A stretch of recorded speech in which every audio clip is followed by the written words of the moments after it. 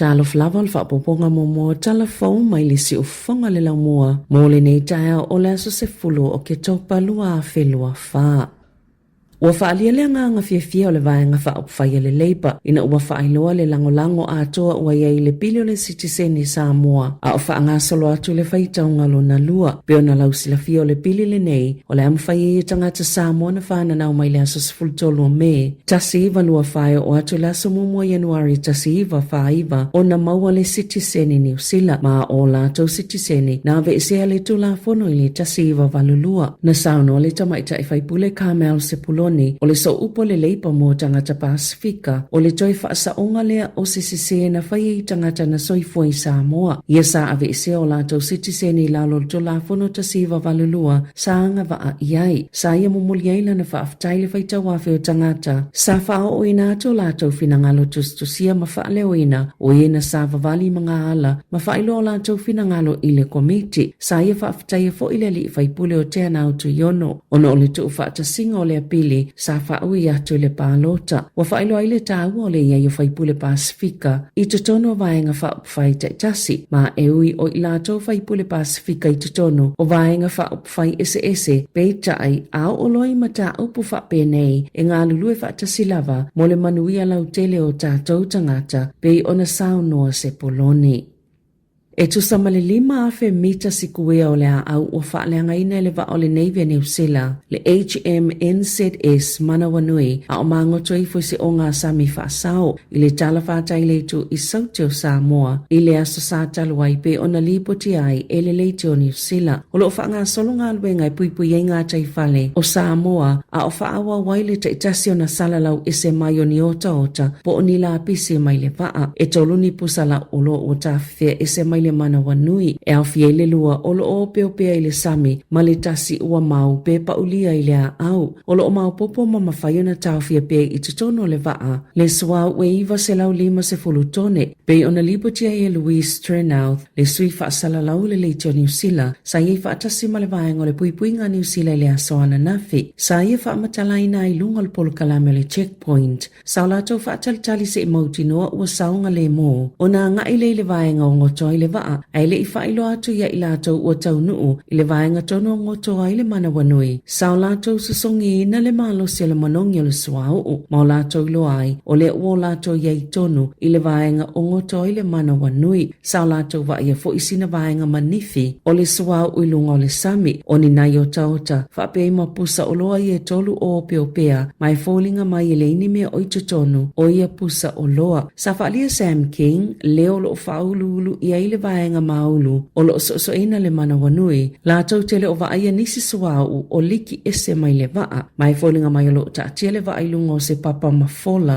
mai laki ele o ilungo ni amo na ta welu tena Christian Lloyd le o lo i tutono le vaenga maulu o whaia so inga e mo miolo lātou ilo umo whaafi tau le te tauna ngā lulu e mua i ai o le ipamuina ese le suau mo le teiminei o lo saunga le mo le maulu i ai le vaa e mawhaiona lātou maua le apanua le lei e ilo ile tūlanga tono lo iai le teimi nei ma whailo atu fo'i i le malo o Sāmoa whaapea matangata New Zealand na tā ua fo'i John Riding o se kone sale o mata uputau i le sami e tau whaingo whiona pamuina ese le swa o tuto i le vaa ona o le tūlanga o lo ta atia whaatawhai i le loloto e tolu se fulumita i le alititai o le sami ma e maa fo'i le swa o le tiso e whaingo whiona pamu ese mai le vaa. E 5 maka po basis points ua pa uai le pasene tulu i o tupe alfal tupe whaaleo leo New Zealand i le whaatesi ma le 5 pasene ma o se foi numero pito maawalalo talo mai Februari lua whelua tolu o le tele ngese o le alu ilunga le tau o le soifuanga ma le pa ua le ngā ioia le tamao ainga ua maa foi le tele o le pa ua le pasene tulu i o tupe sa mtua langolango ina lau whaito whaalo tamao ainga ma maketi tau tupe le 5 basis points lea ua ave ese na whaali alfal tupe whaaleo leo New Zealand o le tele ma le vave o le whaapa ua le pasene tului i le lumanai o le a whaalangolango le le tūlanga e iai le tamao ainga e whal tupe o mai o na whaapa ua nisi a la tau pasene tului. E silia ma le 5 se lau wafe tālana fōa i vaenga whaupwhai e kampani mani au whaisia e iai o lātou so tanga i polo kete e se fululua i o loo whaanatinati le awala e whaatanga i o na whaatino ma sa fōa i sui o le National Act Mali New Zealand First e tu sai masalipo ti su'e ale Radio New Zealand o lo au fia i polo keti le whaapoponga o le elinga o maai tutono le ele whaasao ma se ati na ai e ona e se tangata na langolango ina whaalawa i tele whaipulo le National i le taimina fina wai maleka inga ora na sauno le minister ngā luenga te tele Chris Bishop ma le minister ati na Shane Jones i le leitio New Zealand sa pule le leile tulanga i le ono ia unifaya po le conflict of interest i le taimina whaanga solo i le whainga filifilinga mo polo keti e au fia i tutono le pili e whaanatinati ai o Natalia sa muli lava i whaanga salonga maasani ale ka peneta mai mawhai fo i e so se tangata o na sa ili po afua ina whaia ia i la tau na maui se ilo ilonga le leitio New Zealand ni whaala potonga po company ma tangata taito ta se yele so tanga i polo keti se lau wha se fuluiva o le atu sia i tutono le pili o ena foa i le National po ala tau sui fai pule i le luafe lua ma le luafe lua tolu o ia polo keti o le a ilo ina se komiti wha apitoa pe te taua na wha ngā solo i le whainga le e talia wha nati ai e lua pe to lua na whaia ni foa i le New Zealand First po o Shane Jones ma le to lua na whaia ni foa i se lau 5 tala i le vaenga whaia le act i tutono lava o lea piliota. Ua finangalo le minister o le ACC po le whaala potopotonga o tau i mo whaalavlav whaafosei e ave esele pa ua lo o i tau o la fonga mo ta avale ele tise. Ma ua manatu nisi o le siti o la fonga le ACC o le ao o atoi le fase fulutala e toi whaao popo i tangata e i ta avale ele tise la tau te tatongina na ilo tangata i ta avale o i tu aingo hybrids po tama i ta avale penisini o se finangalo whaalia le whaala potopotonga le drive electric na ave le ACC o lo ta wai o le atutongi lau whaita wale ele tise le ta isa lau male iwa tala il tau sanga ai ono iwa tala i tutongi lau whaita wale e whaonga aina le penisini o lo whaatala noa le ACC le whaia oni suinga i le la fonga o ta wale afi po le motor vehicle levy le e tutongi e tonga fitinga male tau singa o tangata na manunu ai ni whaalawalawe tau ta wale o le taimine e ele pa ufa apito mo ta wale ele tise ma o se vainga o tau mawhainga lwhainga malo ua mawai atu e whaato o tele ai tangata e whaonga ngā ia i tu a inga o ta vale.